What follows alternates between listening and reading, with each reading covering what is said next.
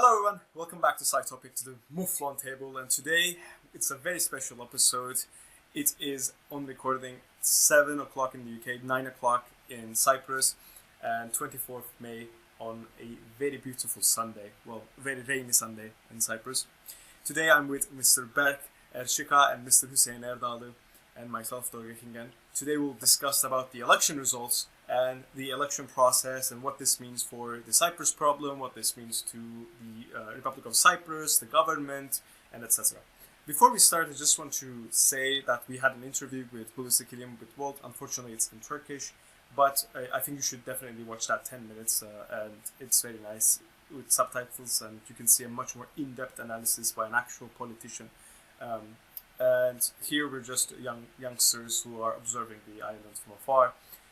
And we're just trying to come up with semi-rational thoughts here, based on our knowledge and experience. And obviously, we don't live in the Republic of Cyprus, but we do have a bunch of experts who live in the Republic of Cyprus in the south, who are Greek Cypriots or who are very well connected in the Republic of Cyprus, who advises us. Now, Republic of Cyprus is not a parliamentary system, but a presidential system. So a lot of viewers from Turkey probably know what a presidential system is, and Northern Cyprus is a parliamentary system, so it's very different from what Turkish Cypriots really understand and know.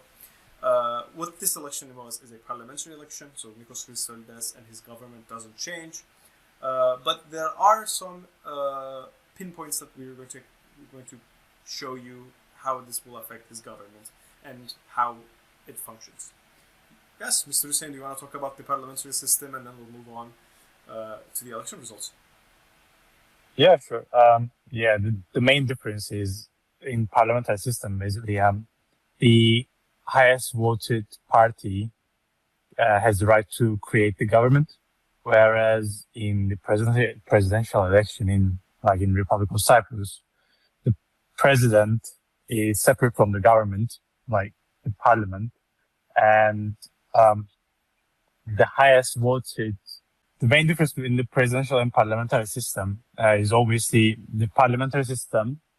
We have the highest voted party that creates and establishes the government, whereas in presidential election we have the president and the parliament that are basically separate. And in the Republic of Cyprus, when a law needs to be enacted, the president and its committee basically prepares it, sends it to the parliament, and the parliament basically votes it, and based on that vote, it's either enacted or removed from the parliament. I think this is the main difference between the system we have in TRNC and the system we used to have in the Republic of Cyprus. Okay, so I got a live question by my friend. He basically told me, he's living in South, by the way.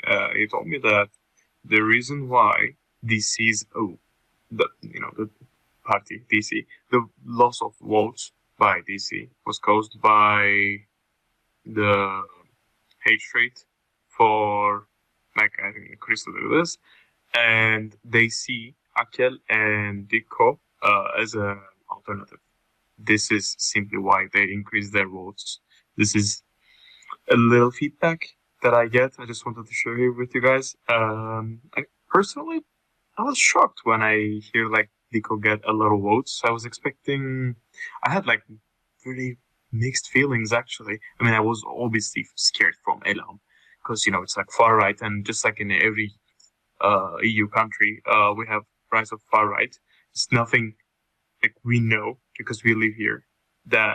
We know that these people do not suddenly begin to hate us. It's because of other reasons like the migration and economy. So I was expecting them to be at least at the second place in the polls, but I was kind of I'm not gonna lie to you, maybe it sounds a bit bad, but I was kind of a bit relaxed when I see them around 10%-ish, because I was expecting much, much more. And still, I wish they didn't get that much. Other than that, I was really shocked by Diko. They're I believe, from my experience, that they have a policy that that is not very smart with the North, because personally, when I called them to invite them to an event, they refuse to cross the North. Some parties in the South, they have this policy because it derives from not recognizing the North and not legitimizing the what's going on. So they do not cross. It's their choice, and that's why I was a bit upset by Diko, but I was really happy. I mean, for the Akel that they at least increase their votes, because among the major parties, they're the smart ones. I think so. And about Volt Cyprus, in the beginning, I was really hopeful and I was really happy I thought they would get 2 seats. But unfortunately, they couldn't. It's probably because of the current economic problems. But hopefully, once we solve all of these issues one day, they will get where they belong to. I hope so. But that's so far what I think. Thank you, Bart. Before we get into the analysis, I just want to say this, and we can make a short video about this. But the more younger a Greek Cypriot gets in the Republic of Cyprus, the more they are distant from the Cyprus problem. And this election results, and the one in 2021, I want to say, yes, the 2021 around this time, is clear indication that the Republic of Cyprus is moving further away from the Cyprus problem, because parties like Volt, who put their identity on the Cyprus problem, every policy is based on the Cyprus problem. They claim that immigration, they claim that economics and corruption and all of these very issues are linked to the Cyprus problem. And if you solve the Cyprus problem within a federative state, every single solution will be present. Sorry, every single problem that is in the Republic of Cyprus will disappear, or at least be solved to a certain extent, which is very interesting because I think the same argument can go on the North as well, and we don't have a party like Volt who claim these. At least let's dive into the election results. All right. Yes, Mr. Hussein, let's go. I was disappointed by Volt as well, because I was expecting them to get more seats than they obviously have right now. I think that the most important issue here is, like Lucy Killam also mentioned, in this election, Cyprus problem was not the main topic of the public. It was mostly the economics and the more day-to-day issues that the public has. That's why they couldn't get more votes. Maybe if they wanted to get more votes because of the support for a federation and pushing forward for a solution. But looks like, based on the results, they mostly got the votes from Greens. I think that Volt is one of the reasons why Greens is out of the parliament now, I think. Because if you check the previous votes of the Greens party, I think the majority went to Volt now. I'm not quite sure where else they got the votes, because when you check the results on Akel, looks like they increased their votes compared to the previous elections. But I think the main reason that Volt couldn't manage to get into the parliament now is the lack of attention on the Cyprus problem. I want to ask you real quick that, as far as I know, I'm not sure, the Greens are looking for a solution, like a unitary state solution, right? Yeah. Yeah, I think so. Yeah, I mean, because if you're unitarist, then how can you swiftly transit to Volt? No, because meanwhile, so one of our Cypriot advisors who lives in the Republic of Cyprus told me that all of these small progressive movements like Volt, Green, etc., all of these votes, which are 10,000-ish or 10,000-ish, could have gone to Ake, and Ake could have gotten more seats. But essentially, he told me that these progressive movements are splitting the votes that should have went to Ake. What do you guys think about this? I personally disagree. I get his point of view or her point of view, but the from my point of view, the core concept of the parliament is to give every part of the public a voice, right to represent themselves. This is what it is. Like the people choose a representative to represent themselves in the parliament. So, and saying you shouldn't divide your vote and you should just vote for Akel, it's not the correct point of view, I think. Sorry. Did I just I just want to add something from our friend Erdem in our previous videos. Like he said in one of the first videos that in the history of Cyprus Problem, generally the right wing, like center right wing parties in Republic of Cyprus generally help solve and help progress to the solution. So existence of center right, I don't see it as a threat. It's not, and it's even good for balancing out the far right. You know what I mean? Obviously there are some wrong things about it, but it's a competition. It's democracy. It's not dictatorship. We will hate it to live under a dictatorship. So this is nice. Like this event, elections itself is nice. I agree with that. I think democracy is beautiful when there's variety of opinions and variety of different priorities, and that's the point of democracy. When you have a bunch of parties, like 2 or 3 parties with extremely different views, that's not what democracy is. And you should have more options. You should have political parties tailored for your opinion or closest to your opinion. And that's the beauty of democracy. Let's just dive into it. First of all, what did you guys expect?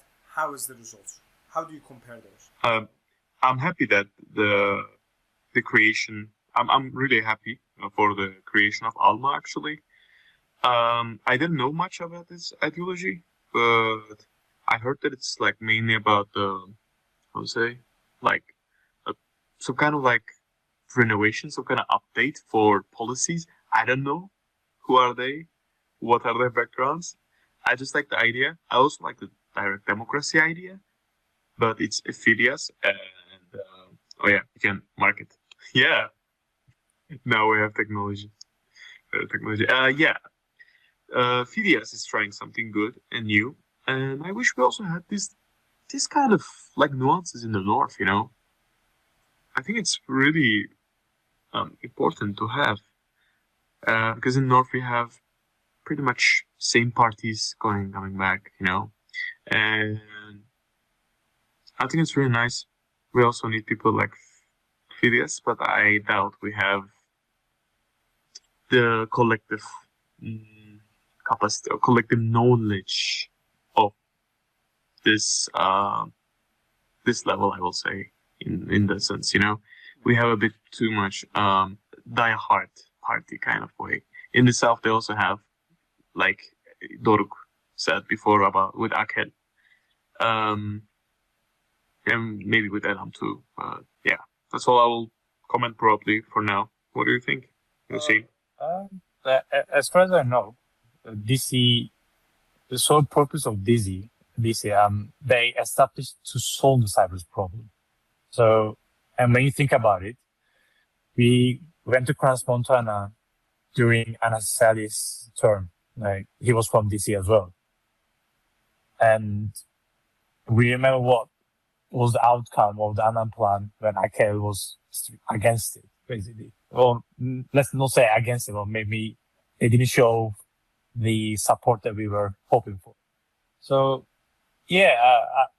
within the government, I'm not quite sure how well they are, because we are not living in the Republic of Cyprus technically. But I know that the party's aim is to solve the Cyprus problem. So I don't think the Cyprus problem is entirely out of their agenda. Direct democracy is also a weird one. I'm not quite sure how will they make any progress in the government, because when I check a couple of their interviews, obviously for a Turkish Cypriot perspective, it's really important for a party in Republic of Cyprus to get along with Turkish Cypriots, right? You want them to be some pro reunification or maybe pro solution. But direct democracy, that doesn't give me the impression of they know what they are doing. They know they have a position. They are mostly like, okay, we don't have a position. We're gonna ask our voters whatever they support, whatever they vote for. We're gonna go for it. I'm not quite sure about this, to be honest. This is something that I think a bit dangerous. Is it okay for a party not to have an ideology, for example? And is it okay for people not knowing what they are voting for? I think it's also needed. Believe me, I think it's also needed, like this kind of options, because on the other hand, we have Elam who's saying like, don't worry, we're gonna save you. We're not institutionalized like them. We're out of the system. Kind of like, I don't know if it's a good example, but like if you remember back in the day, like Andrew Tate being like, this is a matrix. We're gonna save you. Exactly the same logic. This is a matrix. Whole EU is matrix, and we're gonna save you. Kind of way. It's an example, if you understand. I want to add that I just want to point out that every single poll is wrong from the Republic of Cyprus. Every single poll underestimated Fidias. They did not expect Fidias to get 4 seats in his first election. They also did not expect DC to get 27%. There were some polls were like 20%. Maximum I've seen was like 23%. Maybe there's some polls out there with 25%, but definitely not 27%. They outperformed the polls, outperformed expectations. Everyone thought that, they're gonna lose votes. They are really strong. They're really strong. They came back stronger, which is very interesting. And as Hussein said, they are pro-unification party, albeit their perspective and their Cyprus solution perspective is very unique and very different. I know they're pro-federalists, but because they're liberal, they have the base ideology of money can solve more problems, etc. Aken did not lose any seat. In fact, got 1.4%, which is very nice. It still makes them the biggest opposition party, and they did show substantial growth, I guess. And next year they will probably aim for bigger growth. But the matter of fact is, when every single left party shrank, they managed to grow. So basically that. Obviously, far right is on the rise. Elam, ultrametaxis, neo-metaxism, Greek irredism, ultranationalism, and all of these based ideologies, which is very unique, and Euroscepticism, very unique. And Fidias, when it comes to Fidias, no policy, nothing, very blank sheet, but Fidias is a wild card. I don't know what to expect from Fidias's party. I have no idea who the people in Fidias's party are. I think one of his candidates is like his best friend or something like that, or his like editor or whatever. So it's going to be interesting. I fear Fidias, but I'm also very curious. Is this another corruption scandal, or is this something legit? Are they actually trying to do this? Are they actually trying to do direct democracy? Yes. Overall, how will this affect Christodoulides? Do you have any opinions on this, Mr. Hussein? That's a really good question, to be honest, because as you know, Christodoulides was an independent candidate, and we know they got some support from EDEC and some support from Elam as well. I'm not quite sure how well they succeed this time, because checking this number of the seats they have, DC will have most certainly will have their own candidate in the next presidential election, same as Akel. So I don't think he will get any support from them. Elam, I'm not quite sure. I'm not quite sure if Christodoulides will want to get support from them anyway, because to be honest, I think everyone was expecting Elam to get more seats, but they got less than what we were expecting. This might be the case for Christodoulides as well, and maybe this will help him to shift more skew towards other parties as well. Who knows? But I think he's going to be in a tough situation. Not gonna lie. I think it's like after this election, like our friend Tim said, he's gonna be more intact, more active in the Cyprus problem with Tufan. He's gonna, I think, and I wish he will be. He'll be more in communication with Tufan and Herman, and we will get a guarantor conference. I mean, I think we get a guarantor conference, and we'll get some progresses there. Now, as far as I can see, I think Kel and DC can do something with the still rising, not so much, but still rising threat of Elam, against Elam. I think they can do something about it. They can block. Can do anything. We will see some interesting coalitions, I believe so, and maybe we can see like small progressive coalitions with like Alma, the Direct Democracy, the other little parties, I'll say, and maybe these little coalition with big coalition like DC and Akil, or just with one of them. I think it's kind of enough to block or to pass whatever they want. And in that way, I think we will get positive results. And I don't think nothing is at the end of the game, like end of the federal solution.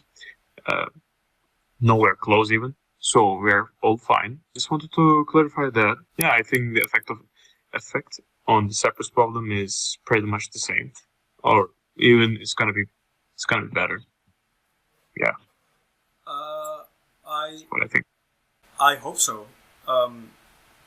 If anyone doesn't know, Nikos Christodoulides is government right now, and because it's a presidential system, he doesn't technically he doesn't have a representative party, but it is backed by a small minority coalition with DICO, EDECT, and DIPO. So Democratic Party, Movement for Socialist Democratic, and Democratic Alignment. So DICO, EDECT, and DIPA. Now that EDEC is out of the picture, and they lost the seats, and I think DIPA also lost some seats. Let's check the status while we have it. Let's check. So 8 seats.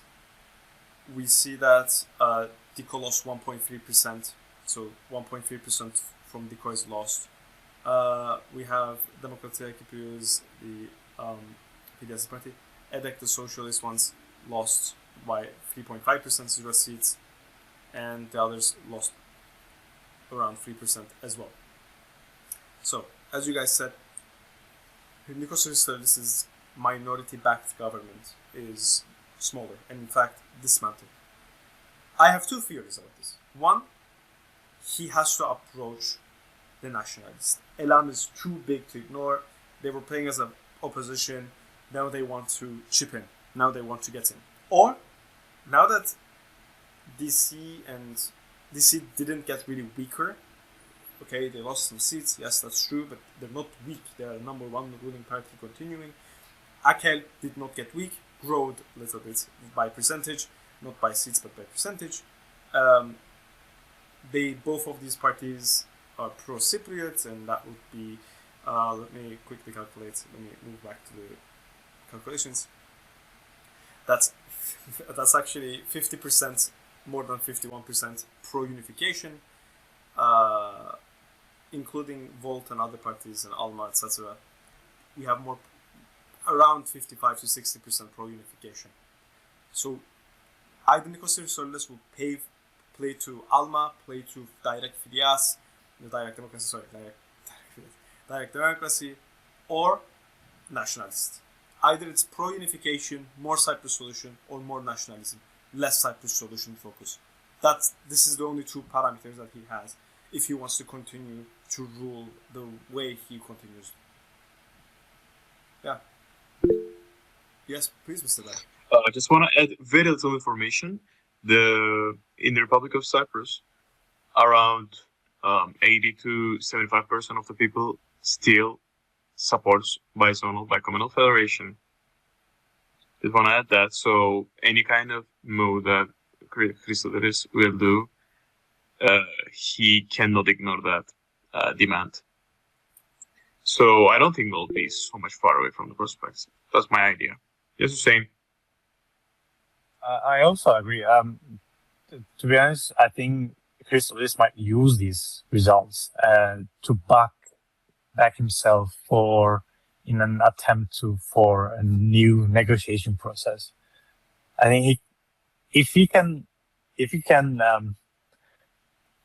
manage to get us there to the new negotiation process, I guess he can get the support from DC and Kel. I don't think that he's gonna get any support from Elam, like in any attempt of solving the Cyprus problem.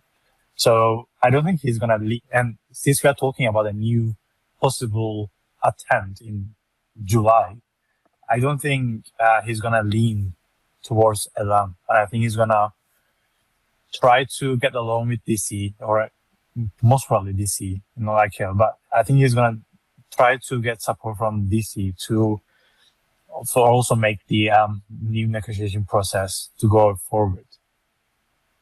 I don't know what you guys think about it. No, I agree. I agree. And I guess time will tell, and keep watching this so that you can see more analysis on it. Basically, the key takeaway is that the two-party system in Cyprus is dissolving. They are legislative heavyweights, but they are incapable of growing their bases. Even Aker's 1% is just misery on what he could have done. And appearance of new parties like Direct Democracy, Alma, Volt, and the others shows that people are really fed up with these foundational ones, and they can't go past 20%. In fact, okay, maybe DC can grow 30%, but Aker, they can't go past 25% currently at least. So in the next 5 years, we'll see how they perform. This will be a complicated time for Nikos Christodoulides and his government and how he's going to pass the legislatives. And this is definitely a sort of far right. And they're third place. They're the biggest third party. And I think they'll only grow, but cap out at 15%. I don't think will grow more than 15%. So, that's it. I agree with you. Yes, Hussein. I actually have a question. For a Turkish Cypriot perspective, how do you think Turkish Cypriots will comment about these results? I've already seen multiple newspapers about this. The right-wing newspapers are saying that, oh, look at Elam. By the way, one of the newspaper agencies published false results. They published exit polls, which showed Elam 20%, and DC 20% as well, and Akel around 18%. And they claim that the far right has grown. Their claim is true, but the statistics is false. And there's already news agencies from the right wing claiming that look at the Greek Cypriots, they don't want peace and how fanatical they are. And the left wing, I've seen a lot of objective analysis from the left wing. I don't think this is a victory for the Turkish Cypriots, definitely, and not a victory for the island itself, but this is just my personal opinion. But yeah. I don't know if you've seen any other results back. No, I haven't. But all I want to say is, if an ideology or a view, party or a country, anything you call, needs lies to stay alive, you already know that ideology or that worldview is just fake and it's just self-interested, and you cannot really rely or trust that. So that's a little criticism, or a big criticism, for the right wing in the north. Well, according to them, if you're not like them, you're already not liking your country. But at the end of the day, if they compare themselves with us, or anyone in the world would compare themselves with us, they will see who really likes Cyprus or not, and they should get happy with their fake numbers and statistics that shows Elam, like far right, so high. Because if they're really patriot or loving their country, which is Cyprus, should be Cyprus, there is no reason for them to be happy. They should be opposite. But yeah, it just shows their hypocrisy. That's all I want to say. I just wanted to call them out, since they always they have the media and everything to publish their voice. This is our voice and this is our media. Just wanted to say that. Thanks. Also, shout out to the Republic of Cyprus citizens who in 2021 had a participate turnout like 57%, and now it was like 61%. So keep voting, keep representing your ideology, whatever it is. We support, I guess. Well, we don't support, but like we don't mind any ideologies, I guess, except for certain ones. But thank you very much for watching. Does anyone else have other statements to say? Just real quick, I just need to mention this. I am a Volt Cyprus member. Just want to lay that out for honesty and clarification. I try to be just reflect my own ideas, no any party politics. That's it. All right. Thank you very much for watching us. We hope that we gave you a little bit of an insight on what we think. And as a Turkish Cypriot, I think this was a particularly very interesting election. Not just because of Elam and we're obsessed with Elam or whatever, but we are very interested in how the Greek Cypriots want to move on and how much participation do they have in their own politics, etc. Especially after the victory of Tufan Erhürman with 63% of the population. It's very interesting to see how fragmented the Greek Cypriot population is. So thank you very much for watching. Thank you, Mr. Hussein, for coming with us to this journey and analyzing the selections and giving us your amazing insights and questions. And as always, Mr. Berk, who controls and arranges all of this, we always appreciate Mr. Berk, and he edits all of the videos especially. Thank you very much, Berk, and see you later, everyone. Bye.